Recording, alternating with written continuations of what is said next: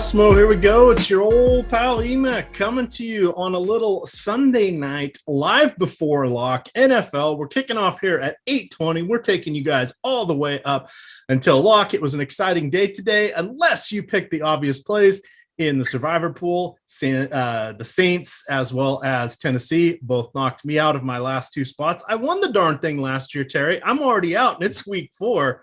Terry joining us again, 3-man booth here. We've got Nick on the other side. How are you fellas doing, Nick? Did you recover from last week? What was last week? Was last week the Kerryon Johnson week? Oh yeah, no, I don't think I said that actually. I think that's someone else. But yeah, I guess apparently it was. I got the wrong Band-Aid off right now. Yeah, I got the wrong K name. It was supposed to be Kyle Juszczyk, not Kerryon Johnson. I guess I just a bit of misspelling on my end. That was my bad. Good times. Every time. Good times. Terry, you're surviving. I didn't check. How's the Dynasty Baseball League? It was going down to the wire. I didn't look good. I haven't checked any finals yet. As of a few hours ago, I needed either 3 strikeouts from Jeff's relief pitcher core, which is down to 2 or 3 guys who had innings left, or I needed to outscore Justin by at least 1 run, which I was doing at the time, but I haven't gone back to double check. But my Yankees got into the playoffs on a walk-off dribbler up the middle by Aaron Judge. It was actually kind of a laser. Pitcher got his glove on it, slowed it down a little bit. I think it would have gotten through if he hadn't. So it was a well-struck ball, but I quibble with the Yankees' questionable coaching decisions at third base, not sending the runner on the play before. Got to be aggressive there and try and score that winning run, but it worked out. We're in the playoffs, so they are. That was the last of regular season baseball. Now you guys only have to hear us talking football going forward. Terry, it looks like somebody named Topwise is leading by 2 points right now. I don't know who that is. I don't want to hear about it yet until all the results are in. There could be Mike Brown with some stat additions that they'll throw things off. All of a sudden, there's 3 extra stolen bases, and who knows? Let's make it official first. All right, we're jumping on in. My Mariners didn't do it for me. It came down to the wire. Very sad. They'll continue. Haven't made the playoffs since 2001. Yikes! But we got tonight's action here. We have there are revenge games. There are grudge match, and then there's open hatred. And that would be Tom Brady winning a Super Bowl without Bill Belichick and coming back wearing that Super Bowl ring to take the first snap. It's going to be interesting. Not only that, Terry and Nick, we're looking at Tom Terrific, 68 more yards, and he becomes the all-time NFL leading passer from a yardage standpoint. He will take over from Drew Brees. The Patriots have said, you know what? We're not going to stop the game. There will be no ceremony. We'll pause. We'll make sure the ball gets out of play. And then put your hands back in the dirt. Nick, what do you think about this? Is this mind games even going to work against the 44-year-old Tom Brady, who is so focused he probably doesn't even care about this record? Yeah, I honestly doubt he cares at all, to be honest with you. I saw him and Mr. Kraft hugging earlier a couple hours ago. They showed that before the game, but I don't think Tom worries at all about this game. I think it's just another game in his mind. Maybe he'll be a little bit more angry than normal. Maybe he'll scream a little bit more when he runs out of the tunnel. But besides that, just another day in the office for Tom, and I expect this to be a very good game from Mr. Old Man Tom. All right. Dave Porter says he's going to be wearing a Super Bowl ring during the game. Would you put it past him? I was actually going to call that out too. Like if he actually is wearing it for that first snap, I really do like the odds of New England's defense recovering a fumble here. So keep an eye out for that if he's got the ring on. Those things are pretty big. A lot of diamonds and stuff. They wear all sorts of other jewelry and stuff. Why not? Why not wear that? Hey, you never know. No big deal. All right. Laying down your throwing hand. Yeah, it's going to be crazy. Hey, hit that like button. We've got 500 of you here. Promise we're going for a full hour here. So no worries. We will get through everything. We, of course, tonight are sponsored by PrizePicks. We'll talk about them. But the key thing you need to know is you can go over to prizepicks.com when you make your very first deposit, put in the promo code Awesemo. They will match you dollar for dollar up to $100. That money comes out first. When you make your picks, basically you put together a parlay card. You can do 2, 3, 4, or 5. They call them questions. Basically, it's parlay cards, and you can choose cross sports. They have all sorts of. You can do same game contests. They added that in week 1 here. I'm trying to call up their site here. They have first half and second half picks questions for the games. Tonight, it is just all about the NFL. They've also got some soccer up tonight. You can get some NBA futures in on this. They have League of Legends. We've seen them do the hot dog eating contest. They've had highlight. They've had bike racing. They've had motorsports. They pretty much will put everything up there. They'll put either the statistics or fantasy points. You pick, and then you choose over and under, whatever they're going to have. These are not static lines. They will move from time to time. You'll want to listen early in the week. On Wednesday, Matt Kajeski puts out some information on getting in on the college football cards that they put together. Those cards get pretty sharp by Saturday morning. So you'll want to take advantage of that. All right, let's get into the game. Oh, actually, we're going to do a little something that we did last week. We're going to do the build a cash game just to show everybody how it more or less works. This time we are going to let's start out on FanDuel. Terry, you are usually our driver over there. I'll give you a second to open that up. But while we're doing that, thank you, everybody. We just hit 60,000 YouTube subscribers. Phenomenal. We had almost 4,000 concurrent watching our show earlier today. Excellent as well. We could not be putting forth this free content without you. Reminder, that's why we put on all these shows. The more you guys watch, the more you guys subscribe, the more you guys hit like, the more we're able to put on for shows. We're averaging 7 hours of content a day now during the NFL. Pretty crazy. Yeah. Terry, what are we looking at here for the blue site, FanDuel? Is it, the real question is it Tom Terrific or anybody else in the captain spot? For tournament play, I think we're going in a lot of different directions, and we want to diversify that captain spot with some of these skill players. And there are a few guys that I'm very interested in a positive leverage in that captain spot. But for cash, I think you just follow the ownership. I think you just follow the massive probability of being the most optimal captain play, the massive probability of being the top scorer of the night, and just roster Tom Brady. You don't have to worry about the salary multiplier. Just plug him into that spot. It just kind of makes sense to ride with the field with him for cash. So I think I'm going to plug him into the first spot as I roll along with it here, and I'll pass the torch on to you. All right, we'll flip this over to Nick. So we've got some interesting stuff here. No Rob Gronkowski today. He's out with I know it's fractured ribs, but he's going to be out for a little while. They lost Scotty Miller, had to put him on the injured reserve. On the other side, New England is going to be without James White. Their kicker, not that it matters in particular, but Quinn Nordin is out, so they have Folk is back to kick for them.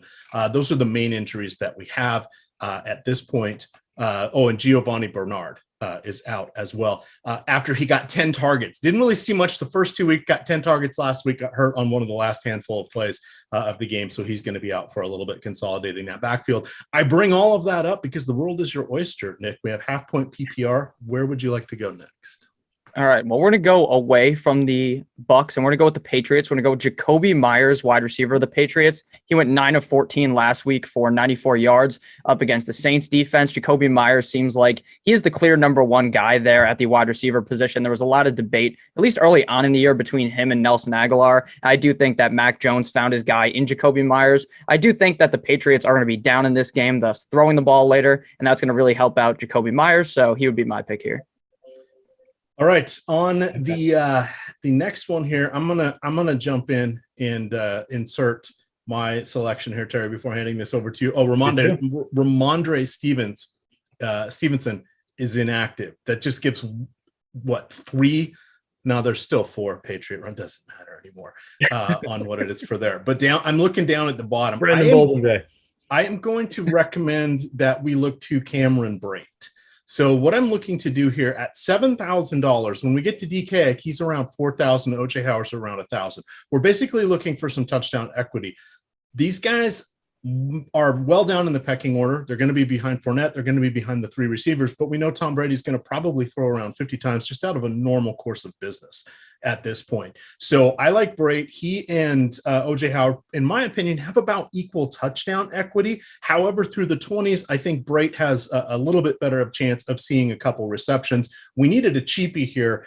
He's the one I like best down there at 7,000. That gives us Brady, Jacoby Myers, Brate. We have 2 spots left. Now we have 2750. We can kind of go any direction we would like, Terry. Where would you want to lead us?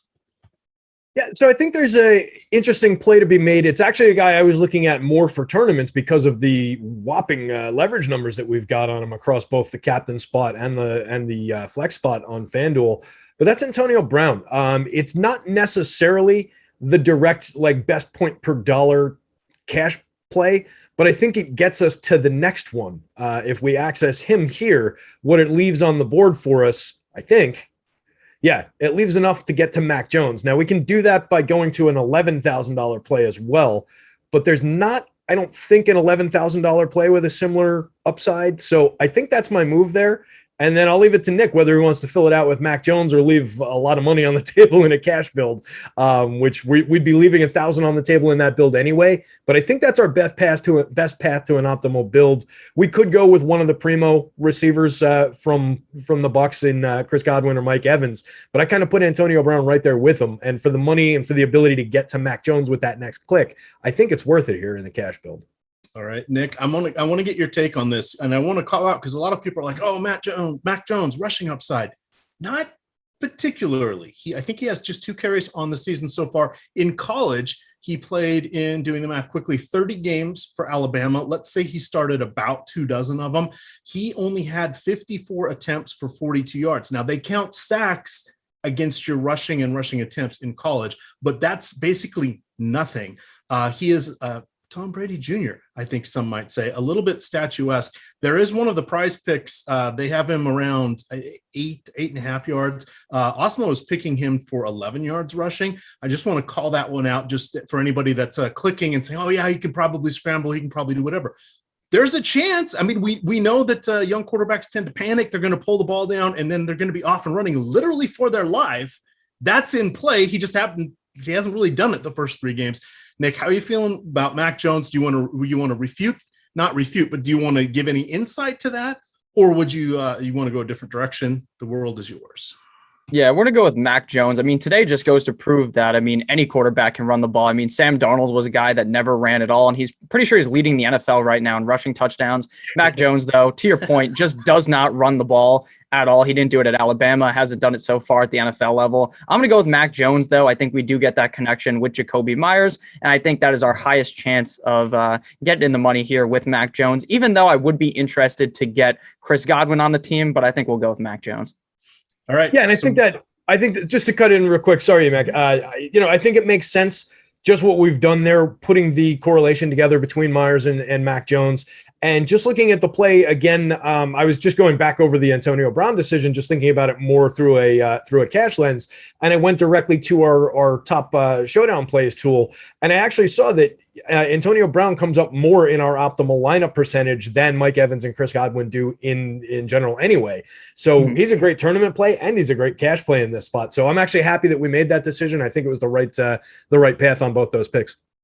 All right. And again, we're just doing a little bit of a strategy show. A lot of people just get their chances to play Showdown on Sunday night. Maybe they get a little bit on Monday night, or they're working during the weeks, or they're dealing with their kids. So we're just giving, that quick update. We do have these full breakdown shows in the morning, but we're coming on here and we're going to hit all the main sites because, wow, there's a lot of money out there. And then we're not even talking about sports wagering. You can check out our sister site over there at Awesemo Odds to find some free content, as well as oddshopper.com, which is another Awesemo sister site that also has free content and allows you to shop lines and other picks or other sports books. What I wanted to mention with Antonio Brown is he was out last week with a positive COVID test. Like most of the Buccaneers, he actually did have the vaccine. So at most, it sounds like he may have had a mild case if he even exhibited symptoms. They were keeping that relatively close to the vest, but because he was inoculated, is incredibly physical and healthy, or a specimen, as all of these world-class athletes are, I don't think that's going to impact him too much. So that, along with Gronkowski being out, it's going to rebalance some of the workload. I think Godwin on a point per dollar basis is not quite there. He seems to be the favorite target of Brady thus far. We know that Mike Evans can get 2 long touchdowns at any time, even on back-to-back possessions, but he doesn't have consistency. So it kind of leaves us there with Antonio Brown. Revenge? Does he get revenge after? Well, anybody that actually played a game for Bill Belichick today gets revenge. So I thought he was the one you were talking about when you mentioned outright hate. Like this is the spot for the outright hate. No, after his brief tour through New England, right? Oh, good times. Well played. Good, sir. Well played. All right, let's move on over here to DraftKings. That's the one site where lots of people like to play. So checking out this one, I don't know what to do. I want to put Tom Brady in the captain spot again, but it looks like that may not be a necessary way to go. If I crunch 20 lineups, none of them popped up with Tom Brady. Make sure I have my settings correct. I just have everybody 80% unencumbered, no other rules set up here, and Tom didn't come up. Oh, there he is. He's in one of the captains. We're getting Leonard Fournette. We're getting Jacoby Myers. This is an interesting one. Nick, I'd like to lead this one off with you. I obviously don't dislike Tom Brady. He is going to be my cash game captain over here on DraftKings, but that does not mean he's infallible. Yeah, I was looking at a lot of my crunches earlier, and I noticed that Jacoby Myers was a guy that I did like, but I think we should go with Tom Brady again, if I'm being honest with you. This is a revenge game like you're talking about. I just don't see a way that Tom Brady doesn't have just a humongous blow-up game up against the Patriots. So I think this is a big spot for him. He's played great all year. He's looked like one of the best quarterbacks in the NFL, even though he's about 7,000 years old right now. It doesn't seem to affect him at all. 44. So, he's half a decade younger than me. He's 44. Come on. Yeah, he's 22 years older than me. Don't make me delete your that old man. It's going to be a solo show real quick here. Me drinking prune juice. It's going to be awesome. All right. Brady it is. Terry, what do you got here on the full PPR with DK? All right. So we're going Brady in the captain spot on that one? Yeah. Captain, my captain. Let's see here. Jumping back over to our top showdown plays tool. I just want to see on our optimal percentages at the util spot what else we can be looking at. We see so frequently in a lot of these tournament winning results, multiple quarterbacks. We need at least one quarterback in basically any showdown lineup that we're building if we're going to hope to compete for these top spots. And I assume that mostly carries over to cash games, but I'm willing to take that as just putting Tom Brady in here for now. And we'll see if we can get back to Mac Jones or see if he matters here. I think it kind of makes sense to maybe make the same play that I made the last time around. And he's coming up as the most optimal of the three big receivers for the Bucs again. We're getting him cheap on the site at only 7,000. So it makes sense for a cash game play here. He's got a nice optimal percentage. I'm going to go Antonio Brown again here and get the correlation with Tom Brady and hope we're picking off the right touchdowns. Yep. I definitely think he is the guy we want to go to in this one. I'm looking here. I think for me, I'm going to recommend that we look at Leonard Fournette. Now, this is a little bit of a stretch if we're going to do some game log watching. However, he just hasn't really found the end zone. Otherwise, he's starting to see the volume tick up. He has, in week one on full PPR, he had, let's just call it 11 points, 11 and a half. And then last week, no great shakes at 6.5. He has seen recent going backwards, 3, 4, and 7 targets. So targets have come down a little, but he has been the guy. It's not been Ronald Jones, who seems to be in the doghouse again. No Giovanni Bernard. To me, it feels like it's going to be Fournette in this one. The only other one I would consider is one instead of Brate, I would consider OJ Howard for 1,000 even. I don't know that we need to go for that extreme of a punt, but I like the Leonard Fournette look here because what rushing yards there probably are going to be his because he'll likely be on the field the most. And then when we get in the red zone, all bets are off. Even if Ronald Jones is in, doesn't mean they're going to go to him. If you are going to make that punt play, let's say we decided to go in that direction here, you prefer the OJ Howard for 1,000 to the Tyler Johnson for 1,600 in that spot? Yes. Unless we end up in the. Can you elaborate?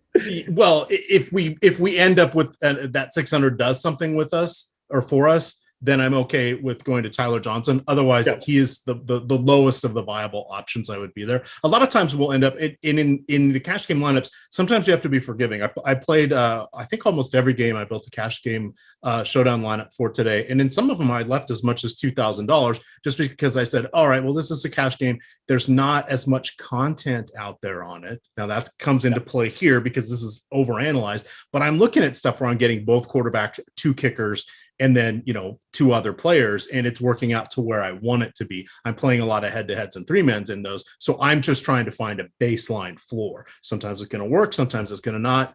Randomly had Cordarrelle Patterson in that particular lineup. That one worked out well, but in these, I didn't mind leaving as much on the table. In a game like tonight, again, where it's been so overanalyzed and we've got ownership projections and all that stuff, that comes into play as more of our math exercise. But for my best guess would be OJ Howard playing it for the touchdown only. We already know that there's going to be so many other guys out on the field, but I think he has decent touchdown upside. We're hoping for 2 or 3 targets. We're probably hoping for a catch in 10 yards, and we're going to be make or break on the touchdown. That's our expectations for 1,000. I think good that enough there, Terry. Did that get you? There you go. That was solid. I like it. Ask a simple question. And look, that's what you're doing. You're looking to buy $1,000 touchdown with OJ Howard here and just move on with your day, building a nice little floor on that play. So I like it. I think it makes sense to pay that differential. And you're right. I mean, if Brady's going to wideouts, we're most likely looking at the 3 extremely talented wideouts rather than Tyler Johnson. And it makes a little bit more sense that, OJ Howard might pick up that random red zone look where nobody's thinking about the second tight end in a package or something. So I like it. All right. Let's see. I went Fournette. I'm just putting him in there now. What did you want to go with, Terry? This is back around to me now. Huh? Yeah. So we've got Brady and Fournette. We sidetracked ourselves. And we have AB too, right? Oh, Brown. Okay. Sorry. Back to you, Nick. Okay. Yeah. Nick, so who's on our team? Who's on our team right now? Tom Brady and captain, Fournette and Brown. Okay. I was just making sure because I wasn't sure if we were going with the OJ Howard punt play because I was thinking about potentially going with Nelson Aguilar. Now, I know I did talk about Jacoby Myers a decent amount, but I do think that there is a chance that Nelson Aguilar ends up finding his way into the end zone. To me, he's the clear number 2 guy there. While Kendrick Bourne actually has looked pretty solid, which was a big surprise for me this season, I think it's very interesting to go with kind of the opposite play because I think a lot of people are going to be on Jacoby Myers, whereas there's a significantly less amount of people on Mr. Nelson Aguilar tonight. So we're going to go with Nelson Aguilar here. All right. Let's see. What do you want to? You want to go Mac Jones on this one, Terry? Let's debate our spots here. Because if we go Mac Jones, we throw in OJ Howard, we cap out. We're good there. If we go Mike Evans, we're not going to make it. If we drop down to a Jacoby Myers, Harris, anybody else, we start to get questions about what the workload's going to be. Jacoby Myers at least has seen targets. We, as Nick mentioned, he got 14 targets last week, caught 9 of them. He's the only receiver to not get the end zone yet. But there's only been 2 passing touchdowns by the Patriots this year. They just happen to have gone to Kendrick Bourne and to Nelson Aguilar. How are you feeling about with that information and knowing I'm painting you into a corner to get us to OJ Howard and taking 2 picks myself? What would you like to do? So you mean I shouldn't throw you the Brandon Bolden $600 curveball here? Okay, let's talk about that. We now know that Ramondre Stevens. That's the question. Ramondre Stevens is not playing. He's inactive.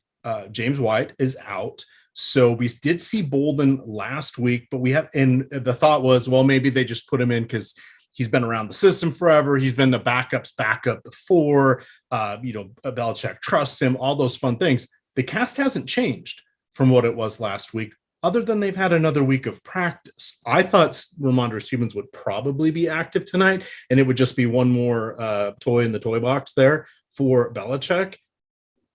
I mean, Bolden, what are we looking at? 12 offensive snaps? 15? I think that's around what he had last. I saw 4 targets last week. So where I'm interested in him is maybe in that James White role in the passing game, right? If he's going to pick up those 4, 5, 6 targets, I think he correlates a little bit with the Mac Jones play. It's an offbeat play for sure, especially for a cash build. It's more of like an offbeat weird tournament play, but it does fit into a cash mold because it's only 600. So it's an extreme value play. There is some of the field there. There's definitely other ways to go. The directions that you were describing, I think, make a ton of sense. Going to Mac Jones and going to Cameron Brate going to OJ Howard. Love to go to Mac Jones and Cameron Brate. Going to Mac Jones and OJ Howard is probably the more sensible play. I just think this one bears at least discussing because of that extreme low price. It does buy you get a $10,000 spend here. So you can go Bolden and basically anybody. You go Mac Jones, you can go any of the other Patriots here. You can't, unfortunately, get to Mike Evans. He's 10-4, and you can't get to Godwin, which kind of screws it up. If you could get to either one of those guys, I think it's a lot more worth doing. Where I think for what we can do here, getting the Mac Jones and OJ Howard play, I think that one makes a little bit more sense for a cash game. So I just think it was worth talking through. Do you see that kind of the same way?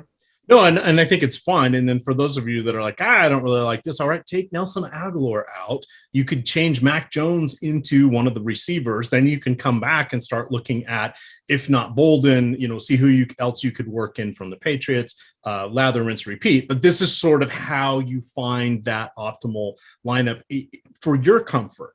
And the most interesting thing I've seen in the showdowns is that there is enough differentiation in these that you don't end up duplicating all that often. I mean, you do from time to time, but not nearly as much as I thought. Not like cash PGA and not like cash NASCAR. It doesn't. It's not an issue. Now in these, you got the multiplier, which does help make a difference. But it's kind of interesting how that plays out. All right, 1,300 or so people watching. Please do hit that like button. We're going to quickly talk Yahoo here, and then we are going to hit the analysis on the games. We're going to have time for questions. We're going to talk some PrizePicks here. They are the sponsor of the show, so we're definitely going to want to talk about them. We're also sponsored by Betting You. That is the Awesemo podcast that comes out on Wednesdays. It's on its own podcast channel. You can also find it over on the Awesemo Odds YouTube channel. That is Matt Gajewski and Ben Raza giving you an early look of college football betting for the upcoming week. They can get you on some good lines that end up moving. They can help make some educated guesses about which players might be injured or tending towards being out. These guys have a wealth of knowledge. They know which coaches are going to give you injury information and which are going to just lie to your face because there is no injury report in college.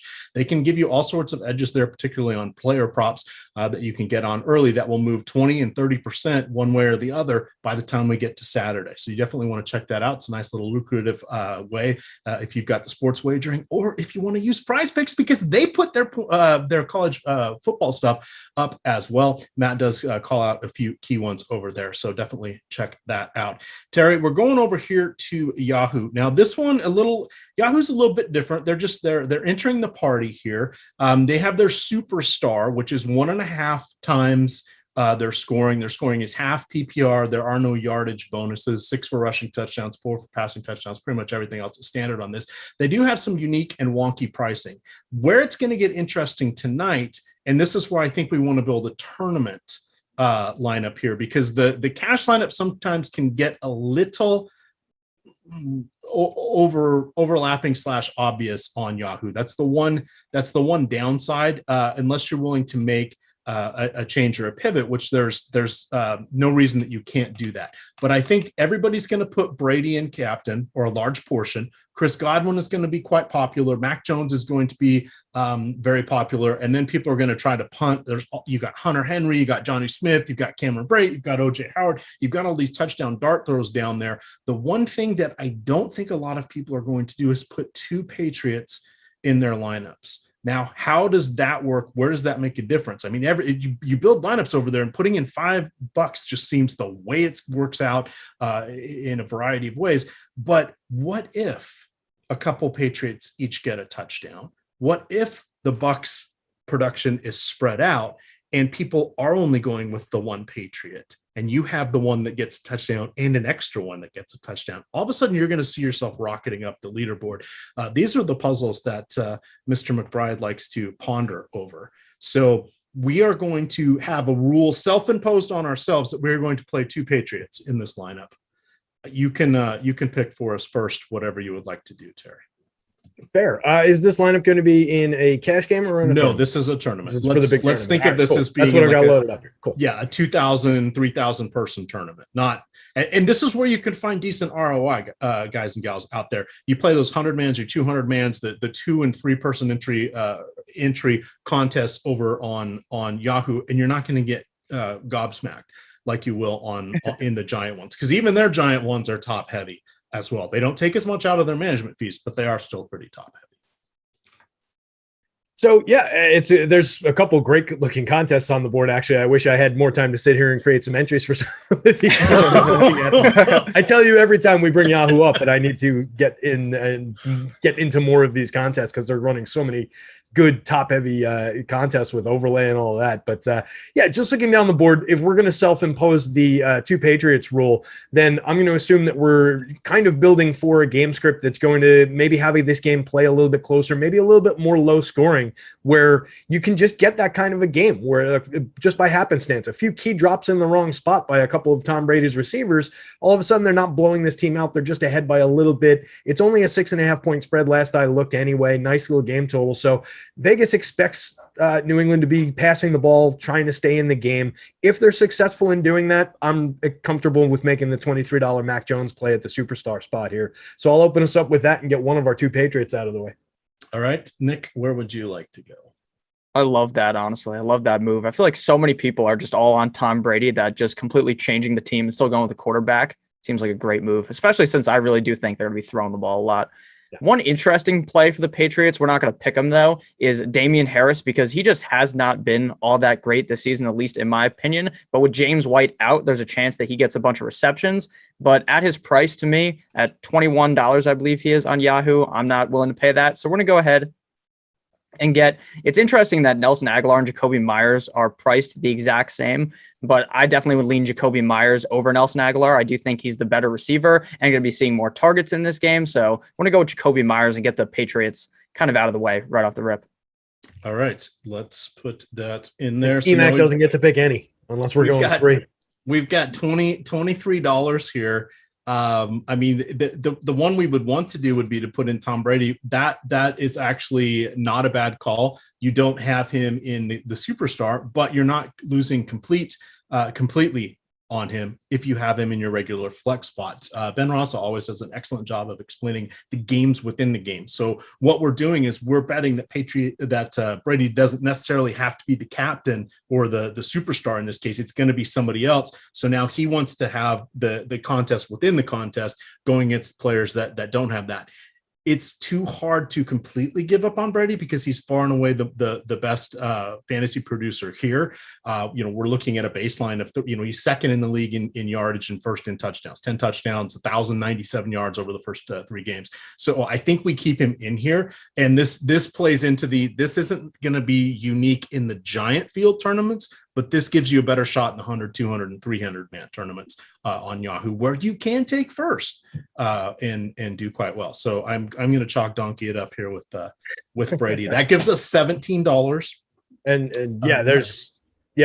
there's something that needs to be discussed with that. Speaking of chalk donkeying it, but first of all, the best fantasy producer around here is Tyler Zander behind the scenes producing everybody. So give him a thumbs up down there in the YouTubes here. But that Tom Brady pick leads us to a couple very clear-cut selections that I don't think are going to be good for business for tournaments here. I want one or the other of them, but it leads you into being able to go directly after making the Tom Brady pick. You scroll down, you say, all right, which one of his receivers is the cheapest? It's Antonio Brown again, $19. That leaves you 16, which leads you immediately to Leonard Fournette. Now you're rostering 3 of the Bucs, 3 of their premier weapons in a couple different facets of the game. Kind of plays into our narrative. If we're expecting a lower scoring, tightly played game, then maybe Lenny gets a few more carries, is a little bit more relevant in the game. Maybe it's only 1 touchdown to the wideouts, but I think that's going to be incredibly chalky. I think everybody who picks Mac Jones at the quarterback at the superstar spot builds to this exact build that we would end up on. Let's do this. Let's make a difference. Let's take Brady out and let's put Fournette in. Okay. That's a different way to go. Now, I mean, it's half PPR, but that means his rushing becomes more valuable as well. And he is 16. So by having the no Brady rule, now we can sort of go with 2 of anybody we want. We could go with Godwin and we could go with Mike Evans if we wanted. Now, all of a sudden we're playing, 2 of Brady's receivers without him. That's not the worst thing in the world. What if there only are 2 touchdowns, but Brady still has 36, 37 completions? That's enough half-point PPR. That's enough for each of those guys probably to see 100 yards in that, or 2 of the 3 receivers would see 100 yards in that sort of an outcome. I think that's an intriguing way to do it. Yeah, it's just about getting away from that chalky build. Sorry, Nick, go ahead.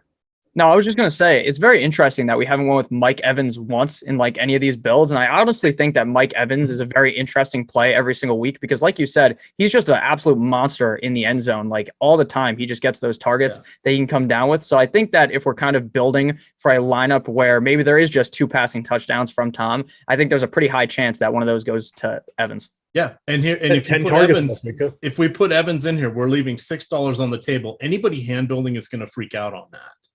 I was just about to point that out. Yeah, I really like that. Really that big of a deal? No, because when you start to look, well, if I upgrade, then I've got the same lineup everybody else does. Because even though we did the trick of not putting Brady in the captain, we're still, even with 2 Patriots, going on a very common build there. And that was kind of part of the exercise here. Tried to fool us, but we couldn't. And I even walked right into the trap intentionally with Tom Brady, right? But Terry saw right through that, said, no, this isn't going to work.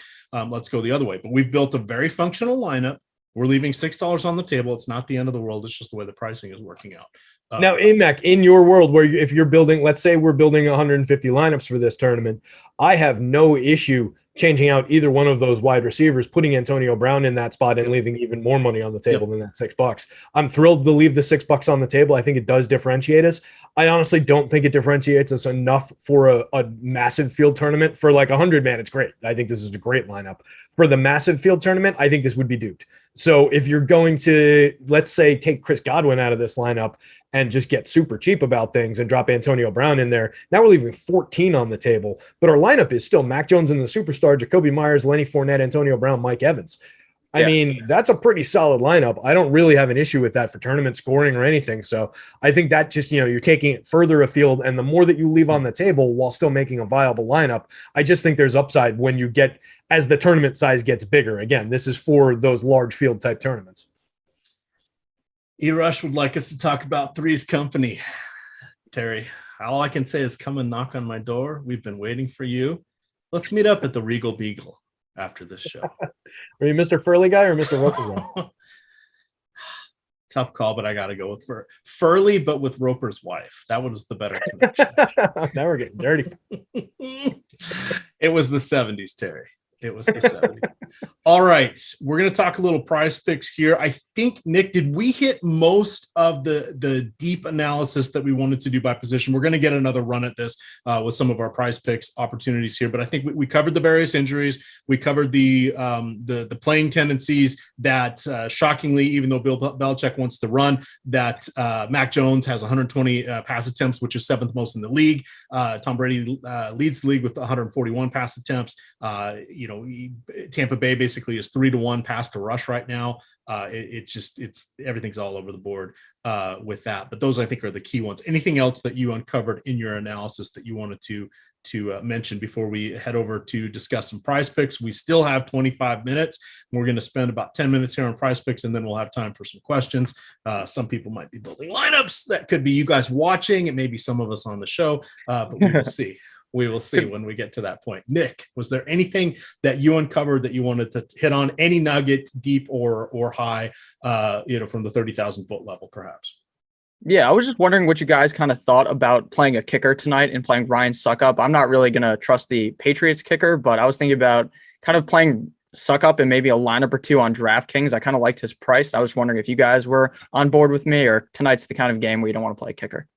So just real quick, my one thought is on FanDuel. I think it's possible. The main reason is all it really takes is for them to get 2 field goals, and on a point per dollar basis, they're going to be right up there with anybody not named. They'll be Brady is out of that mix and Godwin is out of that mix, but they're going to be better than everybody else there. And I think it's an interesting spot on FanDuel. DK, I'm not as fired up about it. Terry. Okay. Yeah, I'm fine. I don't think it's bad, and I wouldn't put him in captain. Sort of a last man in, totally fine with it in cash or 3-mans. I haven't built mine yet, but this just doesn't quite feel like one of those games. Yeah, for me, kickers are very, very, it's a big stretch to make kickers viable as captains under almost any circumstances. Just looking back through some of our little historical information that we've got here, there have just been over 2 years and change. It was only 8 winning lineups had at least 1 defense and 1 kicker. Excuse me, that's the wrong stat here. It was a limited amount of kicker wins. I think it was 3 or 4 in a 90 some odd contest sample here. The one I was looking at while we were talking is how many kickers have been in winning lineups in similarly totaled games.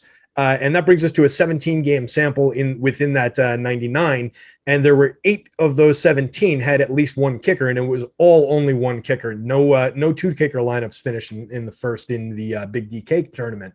So it is a somewhat viable play if we're just thinking in historical context. It's a very small sample, so it's take it for what it's worth. But it has been a viable play several times over in this kind of a game in as far as Vegas is saying it. So I'm fine with playing it, but I wouldn't go to it as captain. And the same is true about defense. It mixes in just about the same amount of times. There is 1 defensive win in this sample, but it was kind of an oddball lineup. It was a KC game where Mahomes came out with an injury for part of it, so you kind of write that one off. So for me on DK, it's all very much about the skill players, and within that, very much about the pass catchers at the captain spot. But I think kickers and defense are viable in the flex spot, and quarterbacks are super important in the flex spots. All right. Any other stuff that you hit on or that you found, Nick, that you wanted to bring up? Any burning questions? Oh, yeah. No, I was also thinking about JJ Taylor, what you guys kind of thought about him, because again, without James White being there, I think obviously he would be the guy to fill that role. I thought Ramondre Stevenson was going to play. He looked really good in the preseason and looked obviously not amazing during the regular season when he played, but just about all right. So I'm kind of confused as to why he's not playing, but I do think JJ Taylor would be the second guy up. Do you guys think that, or are you guys more about the Brandon Bolden trade? Just real quick, I, like you, thought it was going to be Ramondre Stevenson and it was just going to be a massively crowded backfield. I don't know what the actionable spot is. It could be, what are we talking about? 6 to 8 touches up for grabs between Bolden or JJ. Either one could get it. God forbid they split it and each get 4 or 5 and nothing really happens. I don't know what to do. And that's kind of one of those little things that's just bugging the hell out of me. It's like, great, thanks, Belichick. You, instead of bringing everybody to the party, you're keeping it the same as last week, but we know you never do things twice the same in a row. So therefore I cannot drink the glass in front of you. I need to drink the one in front of me. Oh, well done. Harry, what are we doing? I like that. I am just going to kind of trust my gut, which was saying that between the two, it was going to be Bolden, at least for this week. Bill Belichick knows Bolden's name. So I think that might just be the it might just go down to that. But I agree. We're talking about like 10 touches. So it's a oddball kind of a play.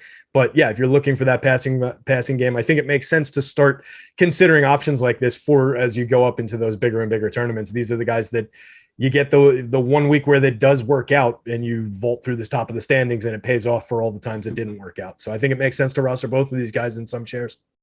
All right. Anything from the Tampa Bay side, Nick, that we left wanting? No, not really. I was going to bring up one more thing from the Patriots because the chat keeps asking about N'Keal Harry, and my thoughts on N'Keal Harry is that ask about really N'Keal Harry. He doesn't have a target yet on the year, I don't think. And then we haven't talked about Ronald Jones. That's a name we really didn't mention. I mentioned briefly when I was besmirching him, talking about Leonard Fournette. Yeah, if I brought up Ronald Jones, I'd just besmirch his name for like 20 minutes, to be honest with you, because he's a guy that has just not performed up to my liking. I think he's a good player, though, but seems like, Arians just doesn't like him. But I do think that N'Keal Harry is an interesting play, but to me, he just hasn't really shown anything off in his career that he was even worthy of where he was drafted. So obviously in a small sample size, we're just talking about one game tonight. I think he's a very interesting play, but not someone that I would heavily rely on or put in a bunch of my lineups. So what do you guys think about him? I really am not utilizing Ronald Jones in any fashion on this one. I'm not really excited about Jacoby Myers either.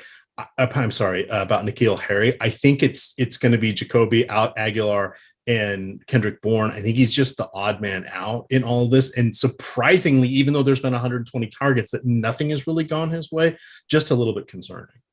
Now, we saw a few guys get right today in similar type situations. So it doesn't mean he's never going to get a catch.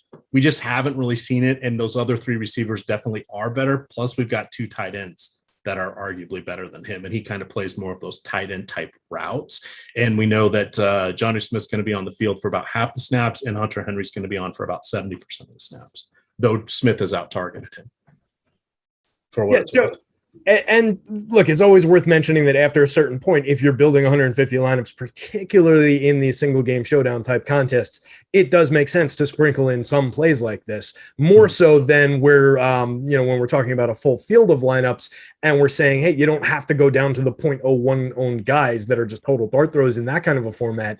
In this kind of a format, you kind of do want to go to some of these guys that are a little bit of dart throws. You want to be telling a very good game narrative and telling a story about a game. But when a guy makes some other things work and he's at least viable, there is the possibility that this guy is going to be wearing their uniform and he's going to be on the field. Let's put it that way. So it's viable for a few shares in tournaments to get to that, right? So it makes sense to roster some shares of it. It makes sense across 150 lineups, certainly, to roster some shares of Ronald Jones. It's not a zero probability that Leonard Fournette doesn't come up with a hamstring cramp, let's say, and have to sit out for a little while. Ronald Jones gets a few touches, gets in the end zone, all of a sudden you're off and running. So across a lot of lineups, especially in bigger field contests, it just makes sense to go to some of these guys. But I agree with everything you said about the low end value of the actual plays.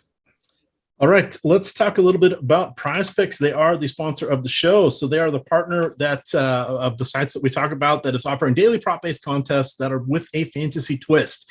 They are going to help you get started with a deposit bonus use the promo code Awesemo. They will match you up to $100 your first deposit. That money comes out first when you enter contests. You're not going to have to deal with sharks, optimizers, or mass multi-entry. You're picking the questions that they're offering. They're usually offering them across a dozen or so sports, because we are, of course, at night here on a Sunday. We're not getting as many, but they have created a methodology where we can pick same game cards. We can also utilize first half and second half wagers or picks and questions. They do it with both fantasy totals as well as a variety of stats, touchdown scoring, combination, things like that. They've got MLB, they've got NBA coming up soon. They've got NFL, they've got esports. They pretty much have everything that's out there. They want to make things interesting and exciting. And this is one way to sort of have a facsimile of prop bets in states that don't have legal sports wagering. They've created this in a way that where it's fully within the guidelines. So it's pretty cool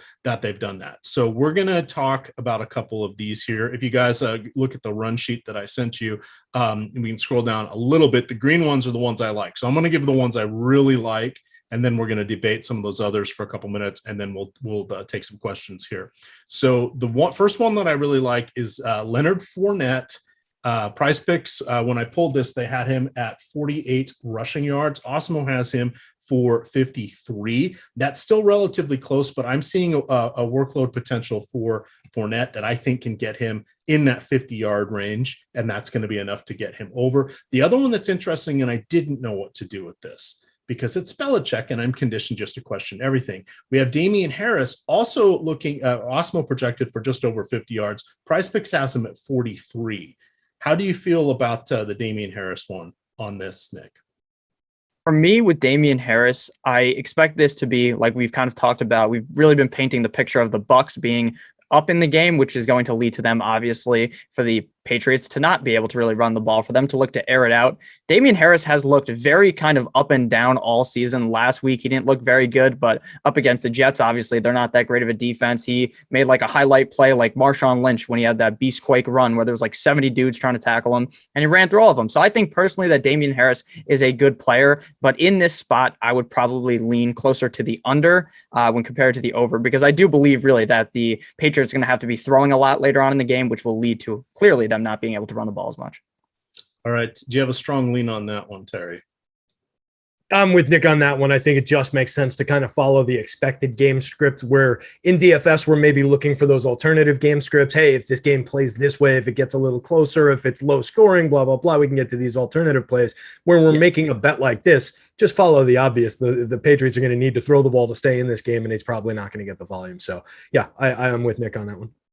All right. Let's see. Some other ones. We have touchdowns. I have reasonable conviction on this one. So Tom Brady, 2.5 passing touchdowns. It means we think he's going to get 3. Feels to me like he can do it. I'm okay with the over. If you're trying to do the same game, you can only pick Tom. I learned this yesterday. I thought you could pick the same player for multiple questions. You can't.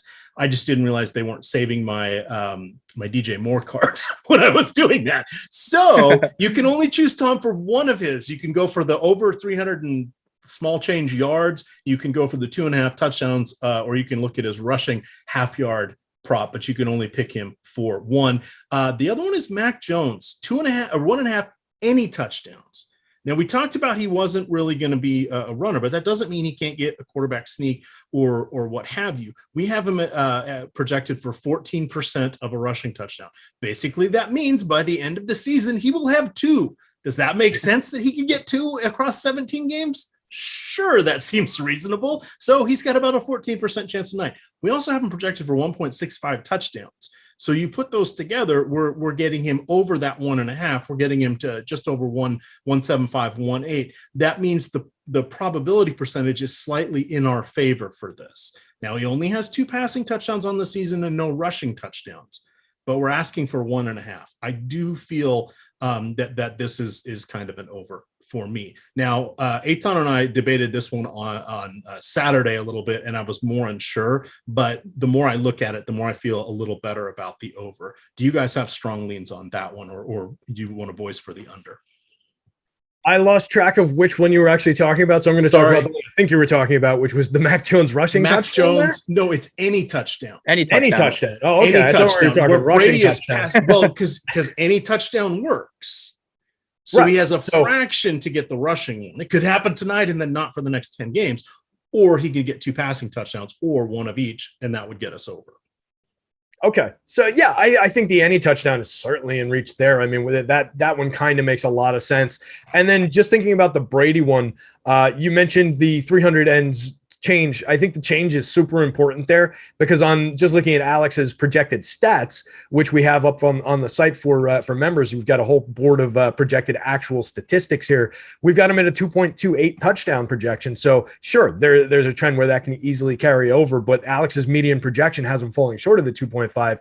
We've got him at 312 and a half yards. So I'm curious what the change actually was on that in determining which side of that might be better. I think maybe the half yard rushing might actually be the best bet for Tommy. On my run sheet, when I pulled it from them, they had 310 and we had 312 for Brady. Okay. So I think clearly I'd prefer to make the yardage play there, I think. And just kind of fits with, we're expecting this to be a game that's going to be played a lot through the air. There's a lot of passing volume. The game script adjusted volume number that we've got on the Patriots is a 60.9% passing trend. So I think there's going to be justification for the over on the yards there. And I think honestly, the over a half yard rushing is interesting because, we've seen him over the course of his career not be shy about taking the ball over the top from the goal line or anything like that. And that was what was kind of interesting about Mac Jones, just to round that off for the rushing touchdown when I thought that's what we were talking about, was just thinking how many times they ran Cam Newton in a goal line situation in this offense last year. So just thinking about they probably didn't change that much about that. There might be the opportunity for him there. Not that we want to say he's going to get over one rushing touchdown or anything.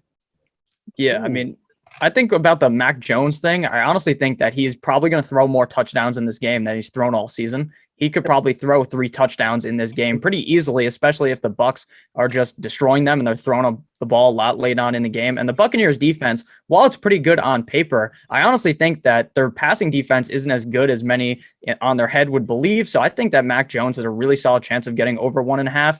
And then for Brady, I think the passing yards, like we were talking about, to me seems a little bit safer than the passing touchdowns because there is a chance that Mr. Uncle Lenny ends up rushing in a touchdown or 2. And then you end up kind of with 2 passing touchdowns for Brady. And obviously that doesn't end up going over. All right. Producer Tyler just told me he got a notification. Here we go. I found it. So any entry that includes Tom Brady in tonight's game gets a 25% profit boost if Brady throws for more than 68 yards, which would get him the all-time record. In what contest? Any of the PrizePicks cards that you do. So if you do a two question one, you get them both right. Instead of doubling, you get 1.25 boost to your profit. Not bad. So there we go. Nice little bonus from our sponsor there.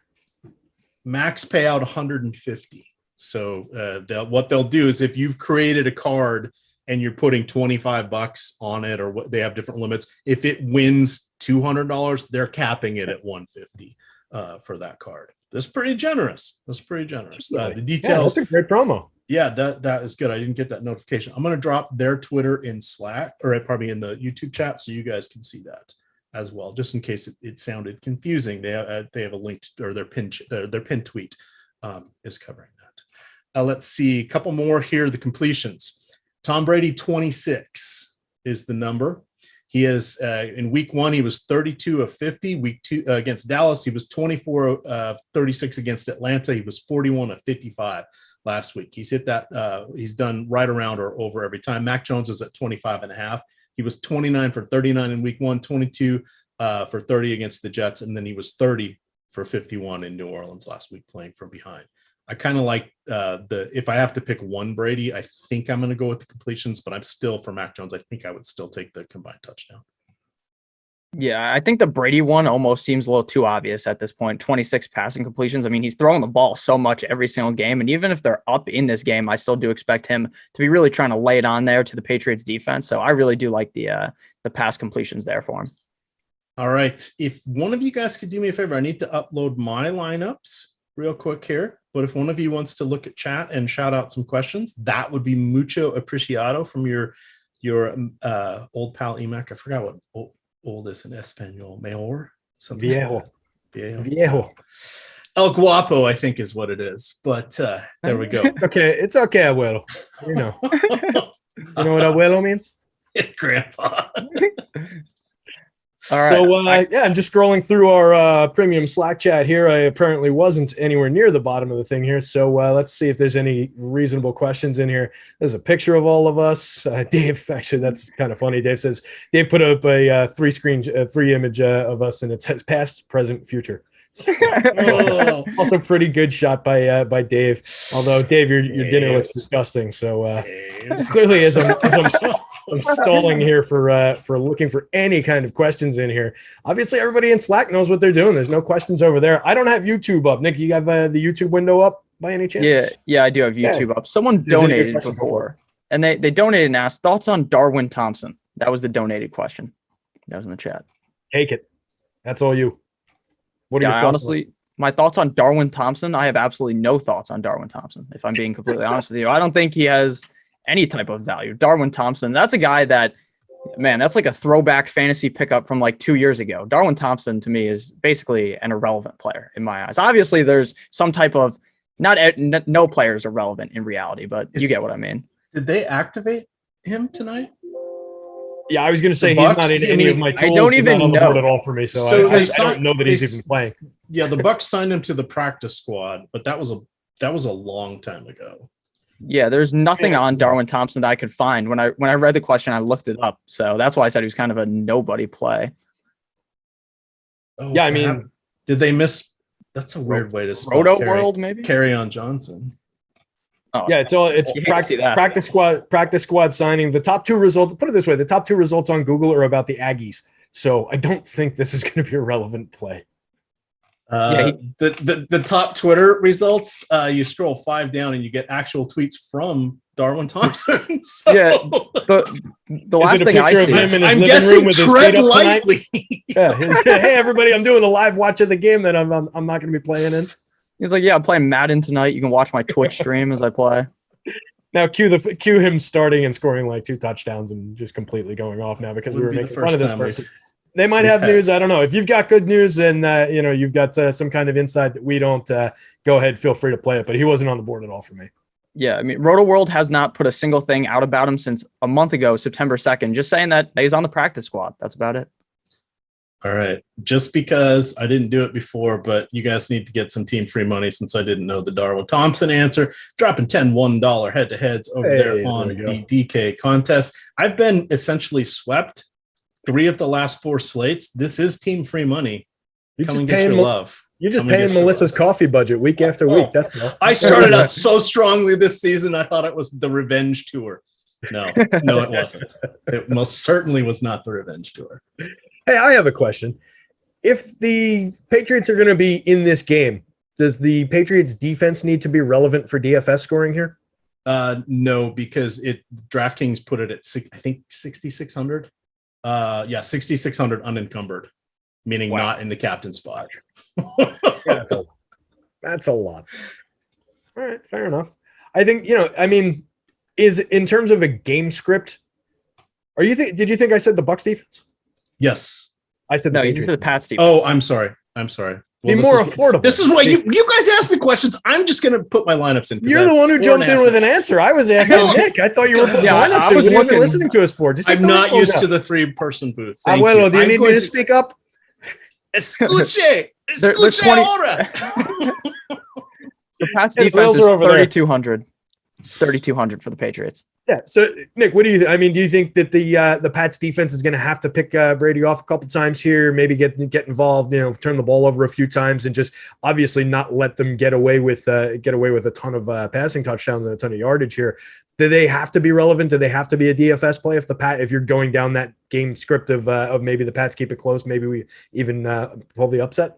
Yeah, if the Pats were to keep it close, I think it's really off of very strong defensive play from the Patriots defense. Patriots defense as a whole this season just looks so much better than they looked last year. And I think that is very interesting. Now, I don't really see that really necessarily happening, but if you are to try to paint the picture of that, I think the Patriots defense at 3,200 really allows you to kind of pull other guys into your lineup that you wouldn't have gotten without that. Maybe you can play, if you're going for a Patriots stack, maybe you can get Aguilar. You can also get Jacoby Myers and Mac Jones Jones all in the same lineup if then you go with another really cheap option. So I do like that a decent amount. And I think playing defenses is very interesting every single week. It didn't work out too well for me, though, with the Bengals, who I advised everyone to play last weekend and Thursday, whenever that was. That didn't work out at all. So I apologize for that.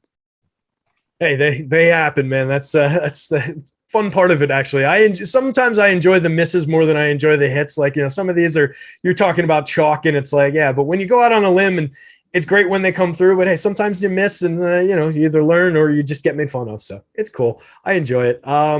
Looking at the boards, just thinking about what might happen with some of these guys. We talked about the kickers. We talked about Ronald Jones. Let's see. We talked about pretty much everything on this board. Do you like any chance for Tyler Johnson as like a total dart roll? Like, what's the volume expectation for you for Tyler Johnson in this? Do you think he sees 5 targets? Do you think he sees 2 targets? Or probably not that many. I mean, 0 targets would be a little bit out there without them having Scotty Miller. I think Scotty Miller would have been a really fun play in this game, but obviously he's on the IR, I believe, for a couple of games. So I think he will see some volume, but not a ton to make him have like 5-6 targets in the game. But I think around 2, 3, 4 would be a pretty solid range for him. Yeah. And what's the expectation around the red zone once we get into that territory? You think there's any shot that he gets a look in there, or is he going to have to break one here?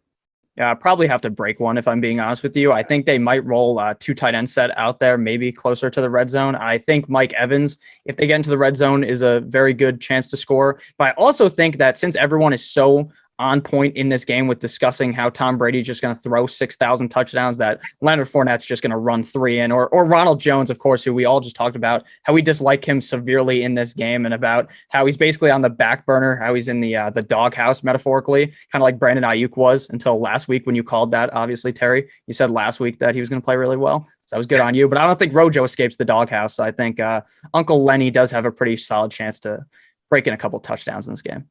Yeah, I like that spot a lot for Leonard Fournette. If I'm building 150 lineups, I'm going to him a decent amount of the time. We see him coming up nearly 40% of the time on DK in the optimal lineup in the flex role. A lot less than that in the captain role, but he's very viable in both spots, picking up positive leverage in both spots, a 10+ positive leverage mark in the flex spot. So that's it. That's a very good play, and he doesn't really cost that much.